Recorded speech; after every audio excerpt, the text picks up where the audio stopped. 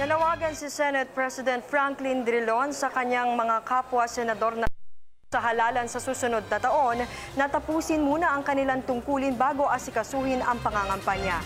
Narito ang ulat ni Jade Miguel. Nanawagan si Senate President Franklin Drilon sa mga kapwa-kandidato na tatakbo sa susunod na eleksyon na tapusin muna ang kanilang tungkulin bilang halal ng bayan bago asikasuhin ang pangangampanya. Ayon sa senador, may panahon ang pangangampanya, ngunit huwag sanang makalimutan ng mga kakandidato ang kanilang sinumpaang trabaho. Mag-a-appeal na lang sa bawat isa na mayroon tayo, we were primarily elected bilang mga senador at mayroon tayong tungkulin. May panahon para sa kampanya, may panahon para tapusin ang ating trabaho.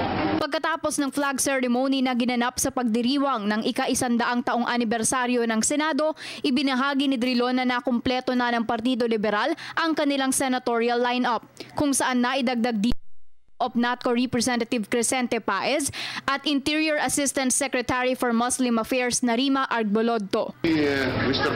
Chris Paez po ay siyang kumakatawan sa ating mga kooperatiba at si Assistant Secretary Argbolodto, siya po ang kumakatawan sa ating mga kapatid na Muslim sa Mindanao. These are sectoral representatives of very critical sectors in our country. Kaya po amin silang pinili para maging kumpleto, para mabuo ang aming 12 states. Hindi naman natuloy ang pagkakabilang ni Sarangani Representative Manny Pacquiao sa lineup ng LP. Si Congressman Pacquiao ang kanyang preference dahil siya po ay taga Mindanao na pag tumakbo si Mayor Duterte, doon po siya magiging tatakbo as a member of the Senate. Samantala, kabilang sa senatorial lineup ng LP na inanunsyo sa Balay Center Building sa Cubao, Quezon City ay ang mga incumbent senators na sina Senate President Franklin Drilon, Senador Ralph Recto at Senador TG Gingona.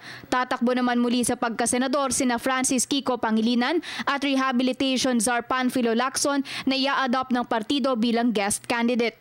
Maliban sa mga nasabing pangalan, kasama rin sa pambato ng Partido Liberal sina outgoing Justice Secretary Leila De Lima, former Energy Secretary Jericho Petilla, outgoing TESDA Director General Joel Villanueva, TIEZA Chief Operating Officer Mark Lapid at PhilHealth Director at former Akbayan Representative Risa Hontiveros.